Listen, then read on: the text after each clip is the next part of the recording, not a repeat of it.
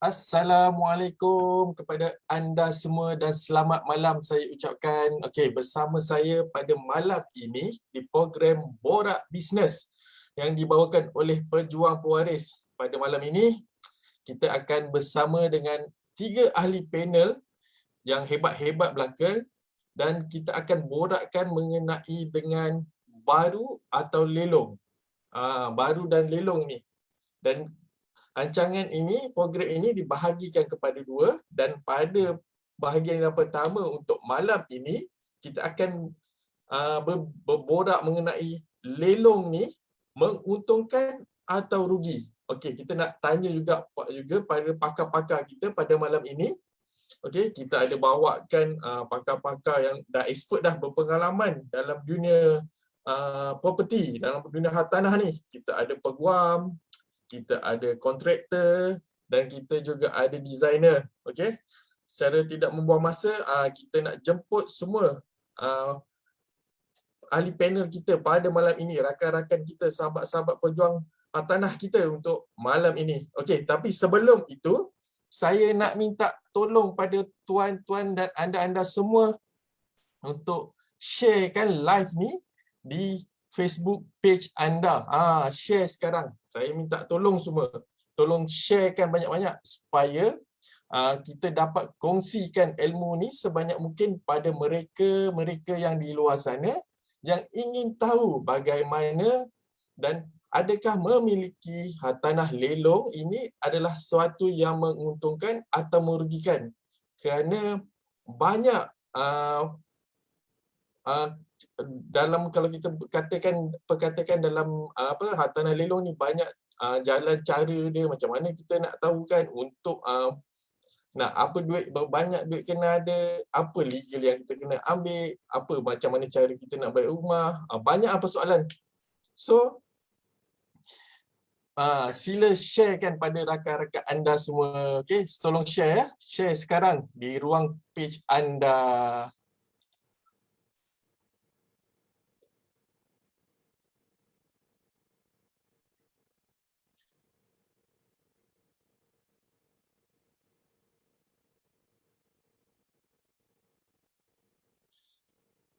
Dan kita bagi juga peluang pada rakan-rakan yang kita yang lain untuk join untuk program ni. Okey. Saya harap anda semua malam ini sihat-sihat belaka, besok cuti. So harap program borak malam ni akan memberi manfaat kepada anda semua.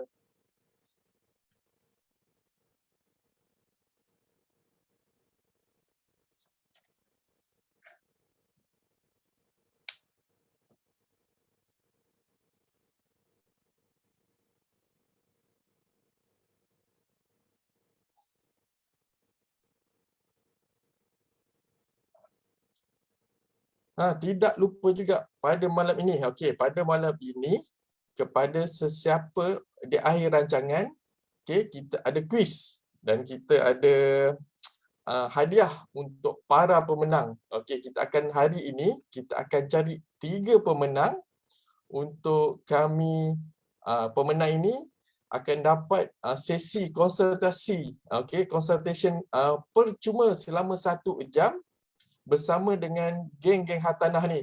Maknanya dalam geng-geng hartanah ni kami ada designer, kami ada kontraktor, kami ada law person dengan ejen jualan rumah. Maknanya kalau persoalan apa saja yang berkaitan dengan hartanah, anda boleh tanyakan soalan pada kami, kepada pemenang sahaja. Okey, jadi kepada yang nak menang dapat sesi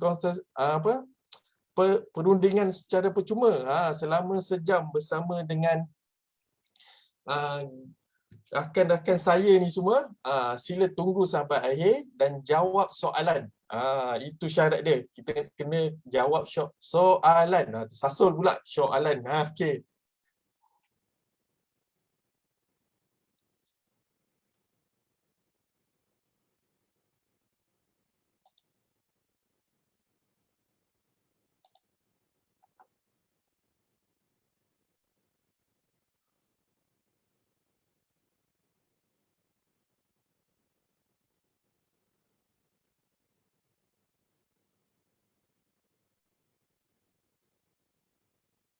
Okay, kita masih menantikan kita punya para ahli panel untuk join sekali kita pada malam ni.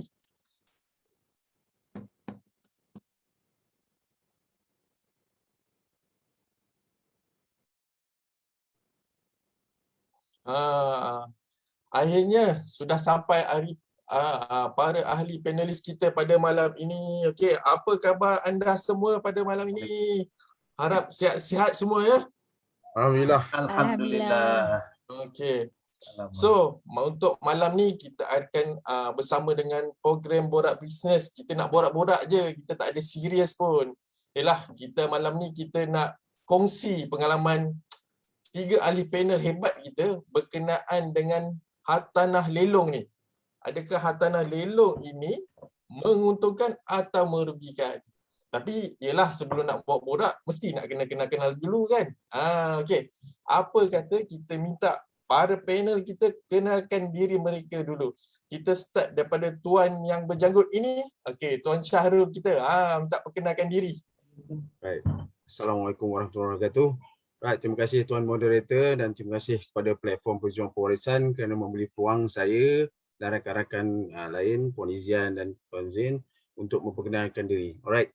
Mari saya perkenalkan diri saya Syahrul Helmi Abdul Aziz daripada NG Civil Construction Engineering, berdaftar dengan CIDB G3. Apa yang kami lakukan, kami membantu residents, commercials dan juga factory di sekitar KL ini untuk kerja-kerja renovation, refurbishment works and also facilities maintenance works. Kami telah berada di industri selama 18 tahun.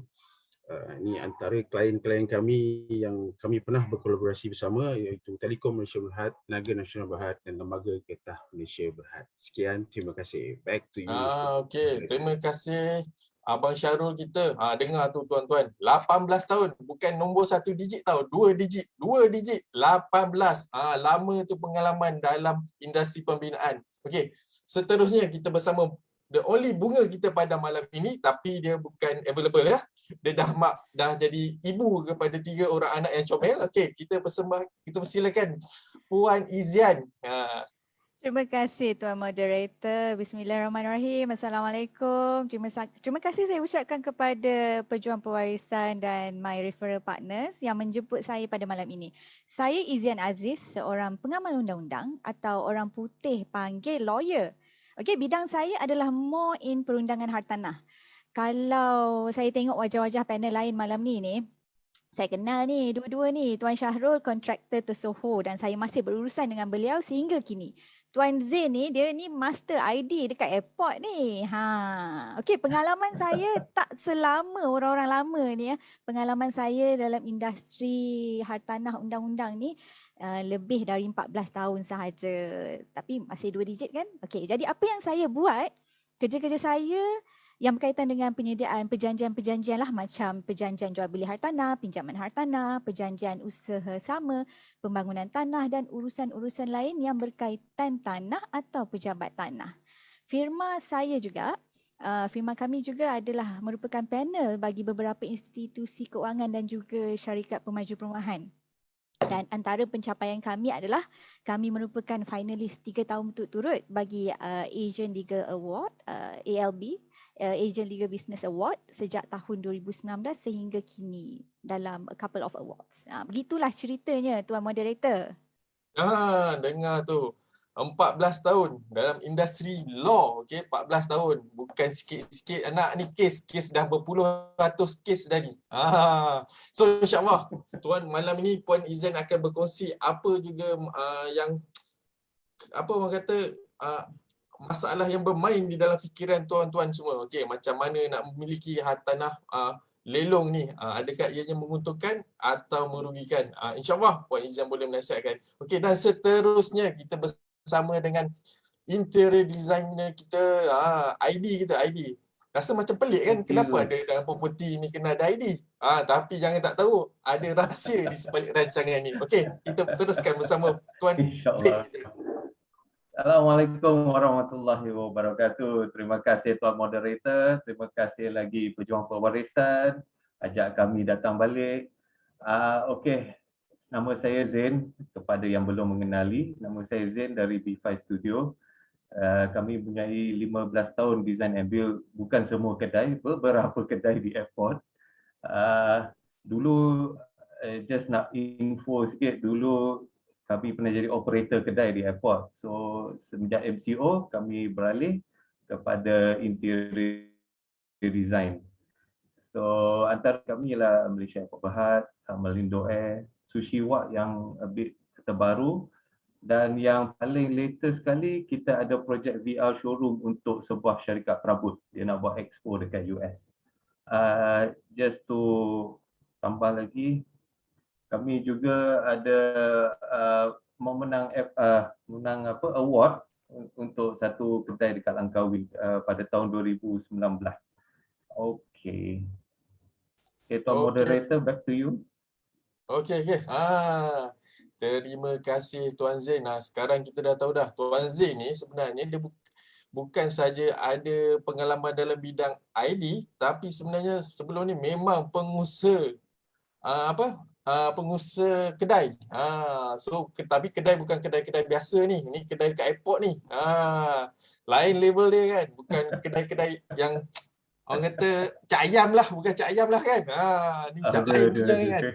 So alhamdulillah, terutama kita ucapkan terima kasih kerana sudi meluangkan masa untuk kepada 3 panel kita yang hebat ini untuk bersama-sama kita pada malam ini untuk membawa program lelong ni untung atau merugikan. Okay, kalau kita cakap lelong ni kan, semua orang rasa macam okey, tanah lelong, rumah lelong, kedai lelong, ada macam-macam jenis properti yang kita boleh lelong lah sebenarnya. Tanah semua kita boleh lelong. Tapi kita nak tahu juga, betul ke kalau ada orang kata lelong ni kita beli untung, tapi ada orang kata rugi. So, macam mana tu? Dari sudut perundangan macam mana? Saya nak minta Puan Izan kita yang first sekali kan. Kita mesti kalau nak beli barang lelong kena tahu undang-undang. Bukan main terjah aja, betul? So kita nak minta Puan Izan kita kongsikan apa cabaran dalam memiliki harta tanah lelong ni.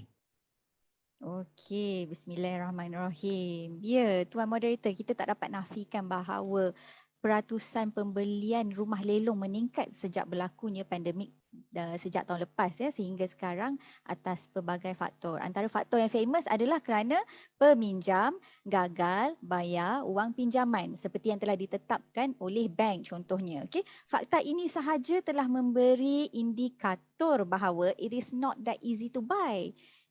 Ini sahaja dah mencabar. Okey, baik.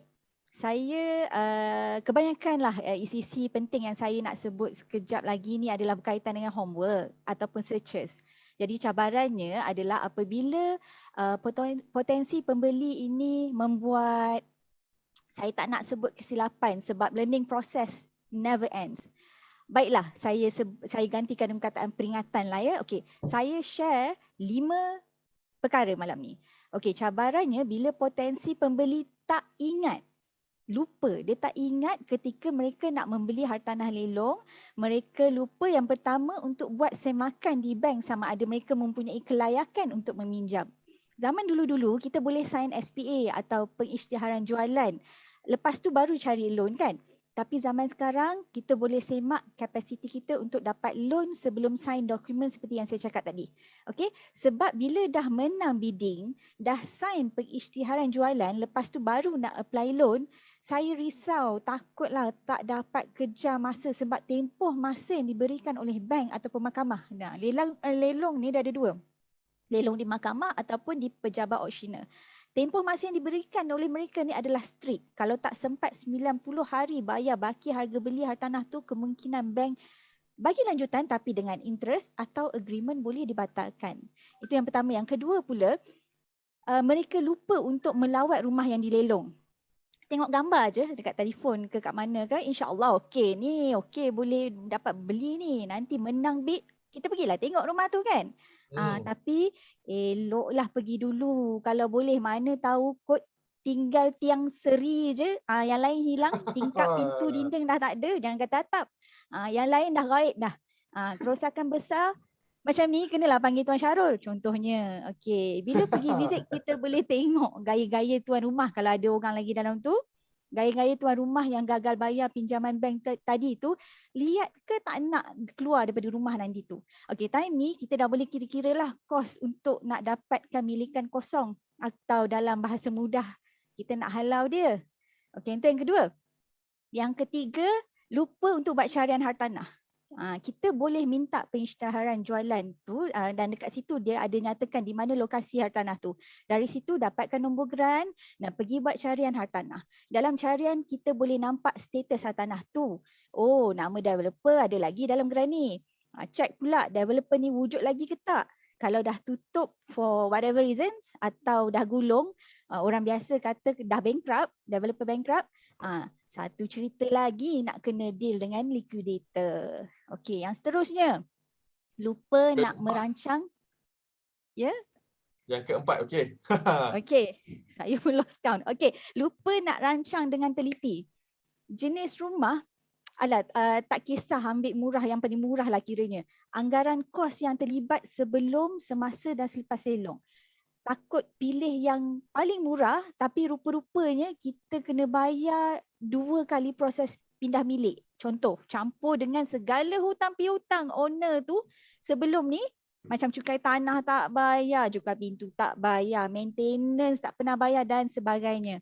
Jadi dari paling murah jadi paling banyak duit kita keluarkan untuk beli properti lelong tu. Okey, dan yang terakhir sekali, lupa nak baca dan faham. Dan yang last sekali lupa nak baca lah. Tak berapa nak faham sangat syarat-syarat pengisytiharan jualan hartanah lelong. Cukuplah 5. Okey, dengar tu anda semua. Okey, perkongsian daripada Puan Izzan kita. Ingat, pemilikan hartanah lelong ni kena kaji, lepas tu kita kena lawat site, lepas tu carian hartanah, lepas tu keempat kita kena apa? Membuat penelitian, rancang penelitian, dan kelima, jangan lupa baca. Baca tu penting, agreement tu kena baca. Terima kasih Puan Izzan kerana itu baru sikit, belum habis lagi. Ingat puan, itu baru permulaan. Okey. Sekarang kita nak beralih pula pada kita punya kontraktor, renovator kan. Pengalaman ni selalunya renovator ni sangat diperlukan selepas pemilik untuk kepada bakal pembeli ni nak kena tahu juga, nak tengok rumah dia kan. Macam orang kata audit ke beli kan. Kalau dapat kata macam Puan Izzan kata tadi, dah tinggal tiang sebatang kan, bukan tiang 1000, tinggal tiang rumah tiang seri kan. Audit ke beli ke kan. So apa pendapat Abang Syarul kita? Untung ke rugi pemilikan? Apa yang kita bakal pembeli ni kena expect untuk membeli hartanah lelong ni? Baik, terima kasih Tuan Moderator. Okey, di sini saya hanya melakukan hanya ingin berkongsi apakah cabaran-cabaran atau potensi pembeli itu sebelum untuk mengambil keputusan untuk membeli sesuatu unit lelong itu sendiri lah. So saya ada 3 perkara sini saya nak kongsi, 3 tips. Mungkin ada yang tahu tapi kebiasaannya untuk kita berikan perkongsian ini kepada first time buyer atau belum pernah untuk membuat purchasing, mengambil keputusan untuk membuat keputusan untuk membeli unit lelong ni lah. Right, yang pertamanya terima kasih Puan Izzan. Bagi pihak saya, bagi situasi saya lebih mementingkan pertama buat homework sikit. Para potensi pembeli ini perlu melakukan site visit atau lihat kawasan persekitaran unit tersebut. So saya ambil contoh yang paling senang, landed property. Kenapa landed property? Pasal kalau apartment tu kita tahu dia mungkin di bawah, dia sudah semestinya dalam satu JMB atau unit pengurusan yang telah diususkan untuk unit tersebut lah. Tapi kebiasaannya kalau landed property ni saya boleh katakan is very much subjective. Kenapa? Kenapa kita tak tahu pada dasarnya memang pada physical kita tengok pengeluaran, kita kena pastikan memang unit ni macam ni, unit ni macam ni, sebagai contoh. Sekali external itself, kita tengok daripada struktur bangunan tu sendiri, struktur unit tu sendiri, adakah dia perlu dibaik pulih ataukah adakah untuk dibina semula sebagai contoh. Okay, internal, please take note, banyak perkara yang saya rasa saya akan berkongsi di sini. Pertama, pastikan wiring adalah paling penting. Maksudnya kerja-kerja wiring pendawaian di dalam rumah tu sebelum membuat keputusan untuk unit, kita kena ada bajet untuk kawasan itulah. Maksudnya kos penyelenggarannya di situ, daripada struktur bumbung itu sendiri. Kenapa struktur bumbung? Kerana mungkin ada potensi landed property ni dia akan ada bocor, dia akan ada struktur tidak terkukuh. Yang keduanya bahagian-bahagian di peparitan, piping itu sendiri. Itu pemberitaan piping dan juga pintu dan bahagian-bahagian kitchen especially. Kedudukan struktur bangunan tu secara amnya kita kena pastikan dalam keadaan yang selamat diduduki dengan kata lain. Alright, yang keduanya saya boleh katakan di kawasan luaran tu dengan kata lain, apakah potensi-potensi yang mungkin boleh mendatangkan kemudaratan sebagai contoh pengairan di luar, atau ada unsur-unsur kalau kedudukan unit tu di lereng bukit, kita boleh katakan dia sebagai satu potensi bencana yang boleh kita ambil kira, atau di lereng bukit atau di atas bukit itu sendiri. Kerana kedudukan unit itu memain peranan, walaupun di dalam gambar, kita tahu dalam gambar memang dalam gambar kita nampak semua cantik.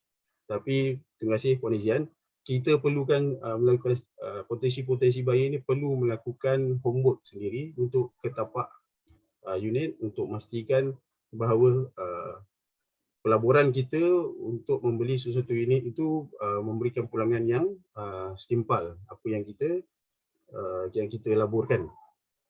Dengan kata lain, perlu diambil kira kos-kos penyelenggaraan yang akan datangnya lah, atau memperbaiki keadaan unit tersebut. Right? Itu saja.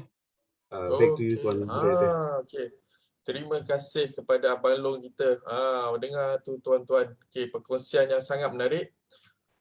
Masih sama juga seperti apa yang diperkatakan oleh Puan Izian kita juga. Homework, tengok site, pergi setaran, dan orang kata input. Ni penting ni semua.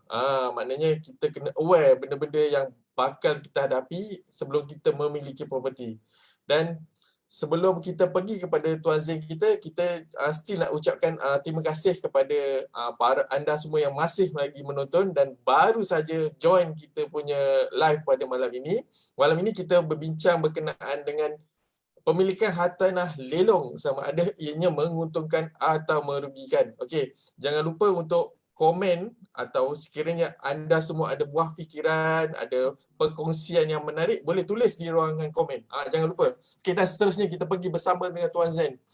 Tuan Zain kita, okey, ID. Rasa macam pelik, macam mana ID pula terlibat dengan barangan lelong ni kan, jualan hartanah lelong. Tapi jangan lupa, perspektif seorang designer juga diperlukan untuk menambah nilai pada hartanah lelong ini. Maknanya kita kena tengok designer punya perspektif ni berbeza daripada kita panggil layman. Boleh Tuan Zain kongsikan okey, berkenaan dengan tanah lelong ni. Okay, alright. First, saya sebab dalam bidang komersial, so saya akan mungkin cerita dari segi hartanah komersial lah. Okay, and I think kita semua dah tahu zaman sekarang banyak business owner ada masalah kewangan. So cost adalah satu faktor paling utama sekarang ni, especially zaman-zaman sekarang. And I think looking forward next year apa semua, bila orang nak beralih bisnes, ramai orang dah beralih bisnes, how is it, what is that word? Pivot, diversify, you know. So cerita pasal lelong ni is something to be considered lah, something very important to be considered. Sebab as a business owner, your cost akan affect you punya renovation, dan eventually akan affect you punya design kedai, and eventually will affect how you run your business juga later on. So the first perkara pertama is, first kita kena consider masa lah bila you nak beli unit lelong ni, especially after apa Puan Izian cakap. Nak kira juga legal ni semua berapa lama siap. Lepas tu pas kat Abang Long pula nak repair semua berapa lama siap. Lepas tu let's say pas kat saya, berapa lama pula renovation kat start siap. Bila you nak start business ni?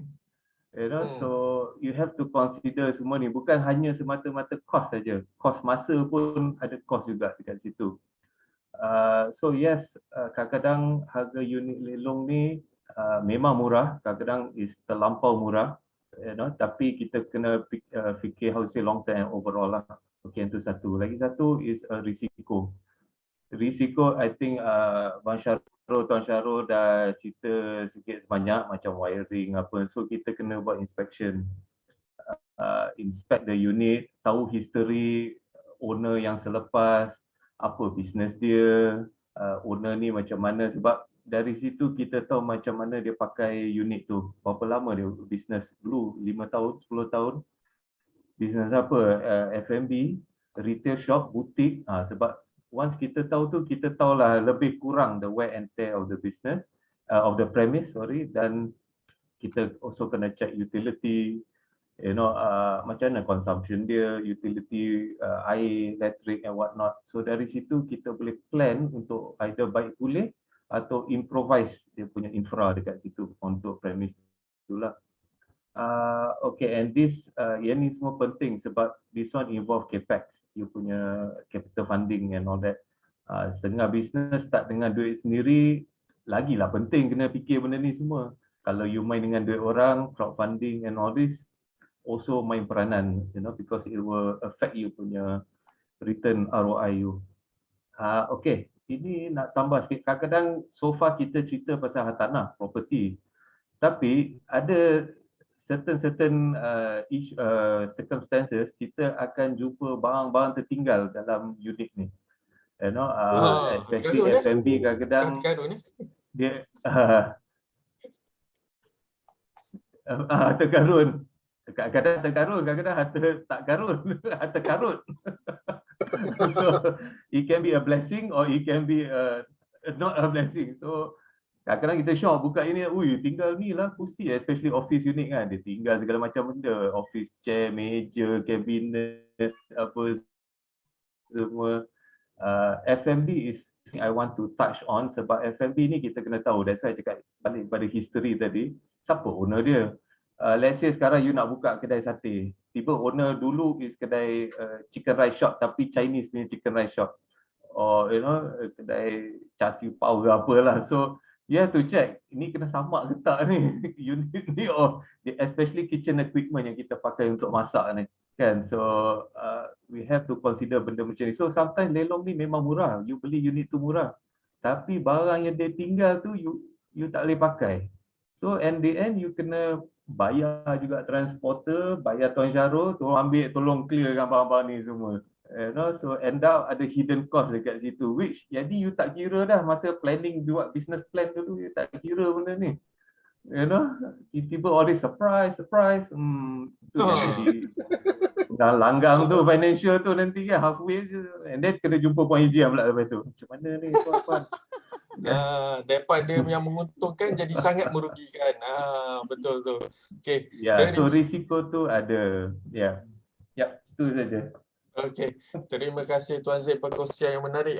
Ingat tu tuan-tuan, kadang-kadang kita nampak harta karun, mungkin harta karun di dalam properti kita, tapi kita tak tahu sebenarnya dia harta yang mengarut. Okay, so ingatlah itu semua. Okay, so kita dan kita kembali balik pada Puan Izan. Okey, tadi kita dah borak, kita dah tanya dah kan, macam mana tadi, apa yang kita kena buat sebelum kita beli. Sekarang apa langkah kita kalau kita dah ready dah? Okey, kita dah check rumah, kita dah pergi site, kita dah tengok agreement semua kan. Okey, apa yang perlu pula kita tengok? Adakah sebab nak beli rumah ni, nak buat nak beli rumah lelong ni, ada tak, kita nak tahu ke ada tak bank-bank yang boleh bagi pinjaman ke, lepas tu proses yang nak kena pasti pemilikan tanah ke, macam mana tu Puan Izan? Ada tak apa next step yang selepas untuk having the lelong punya property ni? Okey. Apa yang firma kami lakukan untuk mengatasi masalah ataupun cabaran-cabaran yang ke atas yang saya cerita sebelum ni tadi, yang bakal atau sedang dihadapi oleh potensi pembeli hartanah lelong. Yang pertama, kami akan nasihat klien untuk buat semakan dengan bank tentang kelayakan meminjam. Okey, yang ni dia lebih mudah untuk standby berapa persen boleh kita dapat loan nanti. Sebab bila kita beli hartanah lelong tu nanti, bukan kita seorang je yang duk bidding. Kalau kata ada 10 orang ke 15 orang ke dan semua duk angkat tangan, going once, angkat tangan, going twice, angkat. Dah semua duk angkat tangan ni tak ke naik harganya dari harga reserve price tadi tu. Kan? Yang kedua, kita juga tak lupa juga untuk nasihatkan klien agar membuat lawatan ke tempat hartanah tu. Kalau rumah tinggi, contoh kalau macam kondo, apartment, flat, kita boleh semak maintenance dengan JMB. Kita boleh pay visit lah dekat JMB office. So now kita dah tahu dah berapalah nak bayar bulan-bulan maintenance bill esok-esok ni kalau dapat bidding, kalau dapat successfully bid the property. Kemudian kami akan minta klien untuk kenal pasti status hartanah yang nak beli tu kat pejabat tanah lah. Maksud saya yang kita buat syarian tu. Ataupun di syarikat pemaju perumahan yang build the house tu, the property tu. Okay. Perlu atau tidak dapatkan kebenaran dari kerajaan negeri. Sebab dalam search dia ada tulis sama ada dapat leasehold ke, freehold ke, Malay Reserve ke. Okay. Lepas tu, waktu tengah check tu dah keluar search tu, manalah tahu kot ada orang ketiga masukkan caveat pula atas rumah tu. Dah kita pula yang nak kena tarik caveat keluar tu. Kita yang kena tarik cost lagi. And then firman saya akan terangkan juga proses-proses ataupun kemungkinan-kemungkinan sebelum kita nak join the lelong, semasa proses bidding tu dilakukan dan selepas lelong tu diadakan. Maknanya kita boleh handle the potential buyer tu, potential bidder tu, dia punya expectation. Okey, dan last sekali, firman saya juga akan terangkan berkenaan dengan pengisytiharan jualan tu jika diperlukan oleh klien. Sebab kalau pernah tengok pengisytiharan jualan tu ataupun proclamation of sale, tulisan dia besar-besar semut. Dia contoh macam SMP muka surat 20 lebih muka surat tu dia pendekkan, guna semua margin yang ada dalam kertas A4 tu jadi beberapa helai saja. Okey, nak terang gelap dia tengok tu. Okey, baik bagi lawyer dah yang tolong tengok dan baca, explain clause cakap pasal apa, kalau tak buat ni jadi apa, dalam masa berapa hari nak kena buat benda ni, siapa yang nak kena bayar banyak-banyak hutang ni semua. Contoh gitu. Macam itulah Tuan Moderator. Dengar tu. Okey. Terima kasih Puan Izzan kita, Kak Ian kita dengar tu pengalaman ni. So kalau ada masalah macam mana nak go to next step, boleh jadi company Puan Izzan. Kalau tak mampu nak buat sendiri, kita hire je peguam. Paling senang. Biar peguam selesaikan masalah kita. Kita nak buat apa pening-pening kan? Dah tak payah pening-pening dah. Okey. So seterusnya, okey, tadi kita dah dari segi perundangan, sekarang macam mana pula Abang Syarul? Berapa banyak kos yang kita kena sediakan sebelum maknanya kita tak tahu rumah ni, mungkin kita tengok dari luaran mungkin nampak macam okey, tapi mungkin dalaman kita tak tahu. Siapa tahu kan? Buat kata orang kita tengok luaran rambut sama hitam, hati lain-lain. So kita nak tahu berapa banyak kos yang diperlukan untuk baik pulih kalau sebuah rumah ni daripada rumah lelong. Apa kita punya expectation? Berapa persen yang kita kena sedia? Baik.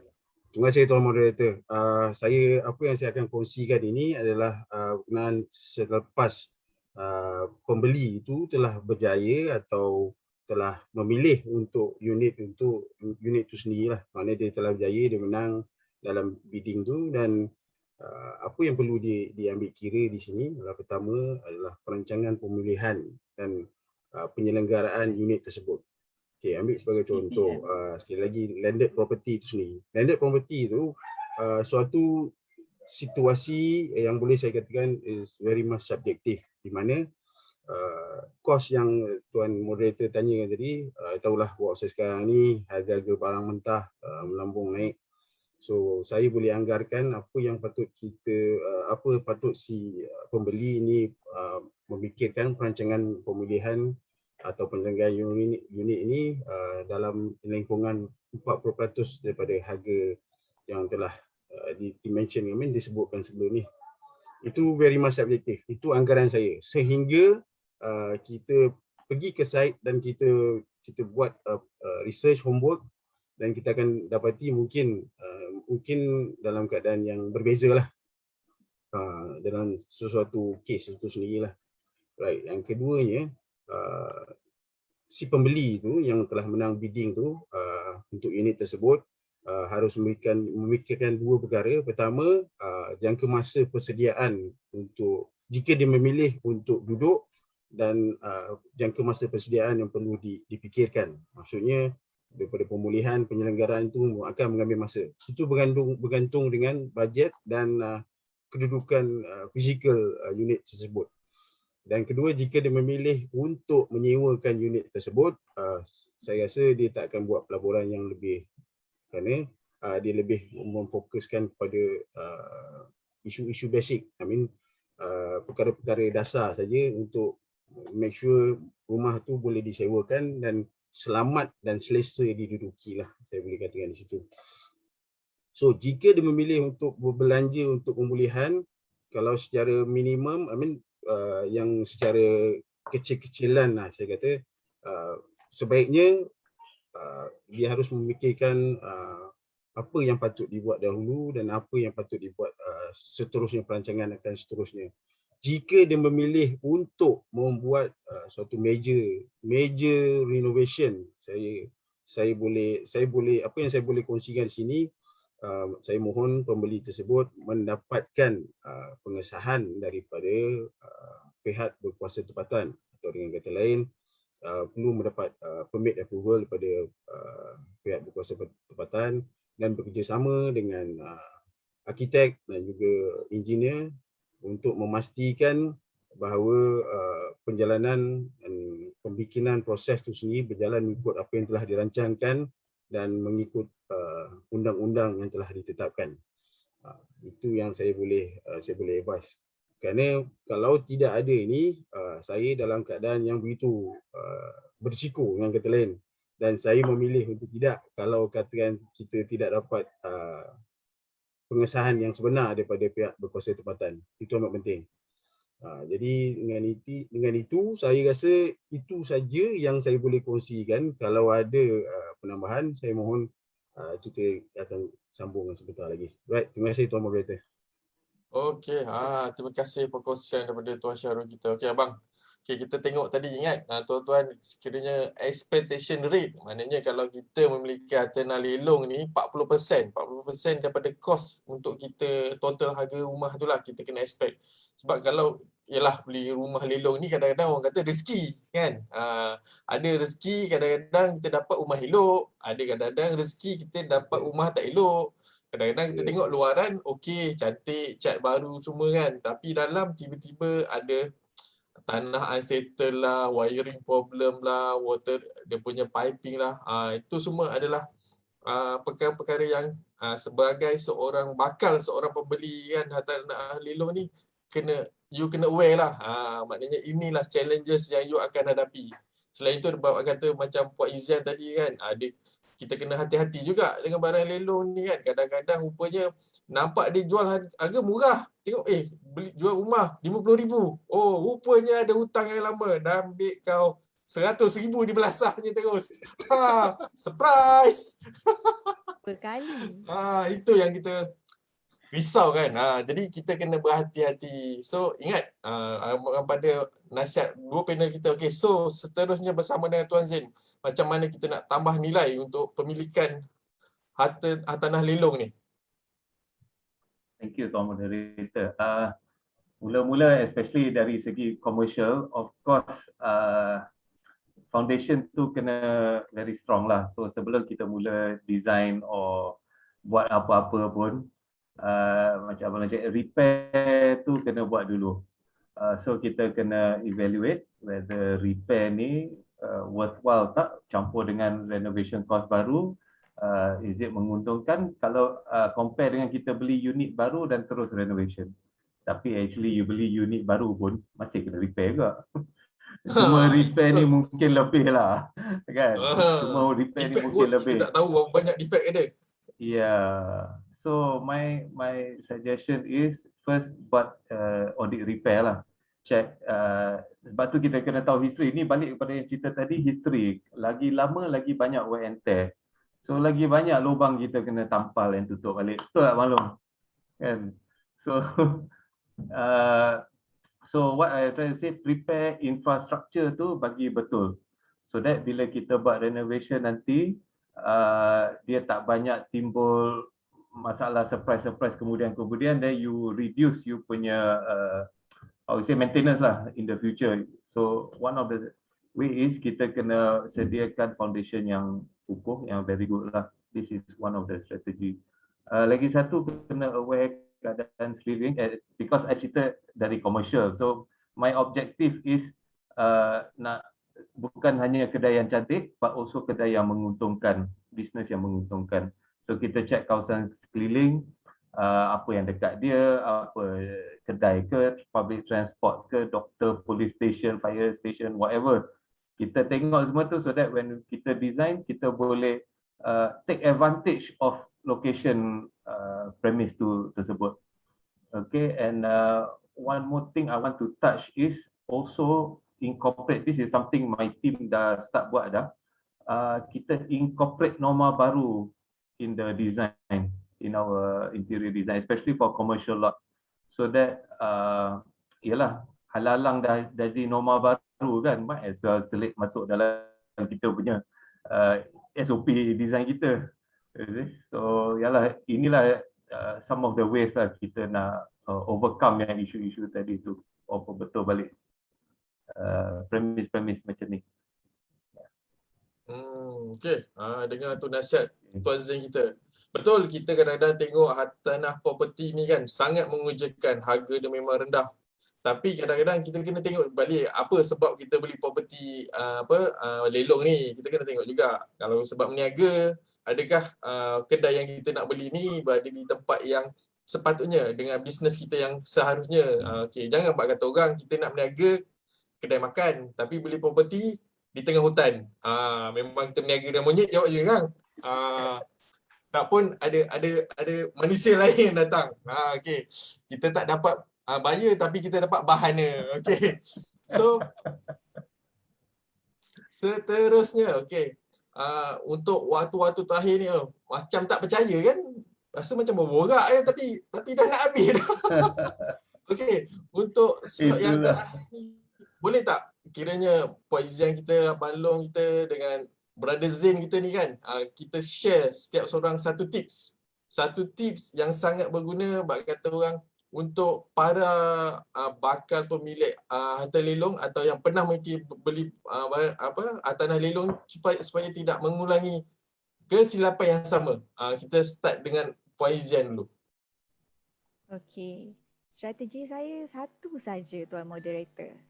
Lantik dan dapatkan nasihat peguam yang sah dan mahir dalam pindah milik hartanah lelong. Peguam ni ramai, satu. Satu lagi, lapangan kami adalah berbeza. Ada peguam litigasi, ada peguam jenayah, ada peguam corporate. Untuk lelong, pilihlah peguam conveyancing atau dikenali juga sebagai peguam hartanah yang mahir dalam urusan pembelian rumah lelong. Kenapa peguam? Sebab peguamlah yang mahir dengan perundangan hartanah. Sebab peguamlah yang akan uruskan urusan pindah milik, bukan orang lain. Peguamlah yang communicate dengan developer, dengan bank, dengan LHDN, pejabat tanah dan sebagainya. Kalau katakanlah na'udzubillah min zalik ada masalah, owner lama tak nak keluar, peguam jugalah yang akan jadi tempat rujukan untuk tuntutan yang seterusnya. Okey, isu hartanah ni luas dan berbeza untuk setiap kes. Belum tentu urusan kita nak beli rumah lelong, jiran kita sebelah kanan ni sama dengan rumah lelong jiran kita sebelah kiri. Padahal sebelah menyebelah je, tak sama. Jadi kita perlu belajar dan dapatkan nasihat yang sahih dan terkini dari mereka yang mempunyai lesen dan mahir dalam bidang tersebut sebelum menanggung kerugian yang lebih banyak nanti. Dan okey, ya. Itu saja dari saya. Terima kasih Tuan Moderator. Macam banyak je, bunyi dia macam banyak. Kita tarik handbrake kan. Tapi pada malam ni kita simpan untuk buat satu je. Kalau kita bagi banyak-banyak kan nanti kan orang dah tak nak datang dah. So kita kena kumpul. Okay, so kepada anda semua jangan lupa tulis di ruangan komen lantik peguam yang sah untuk tips yang pertama daripada puan peguam kita. Okay, dan seterusnya Abang Long kita, Abang Syarul kita, okay? Apa tips yang perlu ada untuk mereka semua yang di luar sana? So untuk memiliki bukan isu lah saya nampak. So untuk membaik pulih dan pada pandangan saya membaik pulih dan penyelenggaraan itu yang paling penting. So kalau si pembeli itu gagal merancang, adalah dia merancang untuk gagal sebenarnya. Maksudnya setelah memiliki apa yang patut dibuat, dia harus memikirkan apakah langkah seterusnya, siapa yang patut dicari. So adakah kontraktor yang sebenar, atau dia nak cut cost dengan siapa-siapa pun dia boleh buat, atau mana-mana handyman pun boleh dia boleh engage. So apa yang berlaku sekarang, saya boleh kongsikan satu tips di mana dapatkan kontraktor yang sebenar dan pastikan kalau dia memilih untuk menaik nilai tambah untuk unit tersebut, saya rasa kolaborasi terbaik adalah bersama ID. Maksudnya interior designer bagi berkolaborasi bersama untuk memastikan pelaburan yang telah dilakukan itu berbaloi dalam tempoh yang akan datang. Kenapa saya cakap macam tu? Mesti sebagai seorang pembeli, dia mesti memastikan bahawa setiap pelaburan yang dilakukan akan mendapat ROI-nya semula. So untuk memastikan unit itu memberikan pulangan kepadanya, so dia perlu menaikkan nilai tambah unit tersebut. So saya hanya kontraktor untuk menjalankan kerja-kerja yang sepatutnya, dan untuk menaikkan nilai tambah saya boleh cadangkan berkolaborasilah bersama dengan interior designer untuk memastikan pelaburan itu berbaloi di masa hadapan. Right? Itu saja daripada saya. Sekian, terima kasih. Okey. Terima kasih. Tu tips yang kedua daripada Abang Long kita, Abang Syarul kita, dapatkan kontraktor yang sebenar. Tadi kita dah ada tip yang pertama, lantik peguam yang sah, dan kedua, dapatkan kontraktor yang sebenar, dan yang ketiga daripada Tuan Zain kita. Okey, saya pun nak macam cakap lantik juga, tapi sebelum tu my tip is fikir jauh lah, think ahead, fikir jauh. So of course I nak repeat, before you even cari kontraktor, cari designer. Bukan nak promote diri sendiri, tapi itu satu proses. Kat Malaysia ni banyak orang dia cari kontraktor dulu baru dia cari designer. Tapi kalau ikut, dia ada law dia ada proses dia. You kena cari designer dulu baru cari kontraktor. Then you tak rugi masa, tak rugi cost. I think kita dah banyak kali tengok benda macam ni jadi. Bila owner nak try buat sendiri, at the end of the day, dia panggil juga kita at the end of the day. You know, so first thing is cari a designer, sebab the designer can help you save money, plan betul-betul, and especially kalau you buat business, dia tahu macam mana nak optimize your business. And zaman sekarang zaman customer experience, so dia boleh create a good customer experience for your own customers. Lagi satu, I just want to add on think ahead, budget make sure cukup.